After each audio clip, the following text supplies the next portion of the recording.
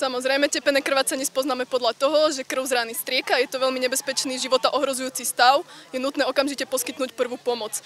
Prvú pomoc poskytneme tak, že zatlačíme ránu priamo v cieve, ak máme tu možnosť najlepšie v sterilnej rukavici, aby sme do rany nedostali infekciu alebo niečo nebezpečné. Jak túto možnosť nemáme, najlepšie prstami zatlačiť a silno stlačiť, čakať príchodu záchrannej služby.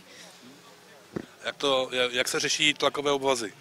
Tlakový obvaz použijeme v prípade, že máme na to možnosti, priloží sa tlakový obvaz na ranu a obviaže sa. V prípade, že tento obvaz začne pretekať a nasávať krv, nikdy ho nedávame dole, prekryjeme ďalšou vrstvou a znova zaviažeme.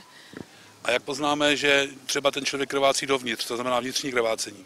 Je to ďalší veľmi nebezpečný stav, človek je bledý v tvári, má studený pot, výrazne mu slabne tep alebo ho má takmer nehmatateľný.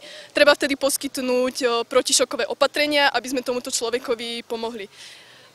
Používa sa na to pomôcka 5T, je to ticho, teplo, tekutiny, transport, tíšenie bolesti. Znamená to ticho a teplo, zabezpečí tomu človekovi, aby bol v kľudnom prostredí, aby sme ho nejak nerozhadzovali do polôch, ktoré sú mu neprirodzené. Transport, okamžitý príchod záchrannej služby a transport človeka, nepodávame mu žiadne tekutiny ani žiadne lieky. V prípade, že je smedný, môžeme mu trošku zvlážiť pery, ale nepodávame mu nič.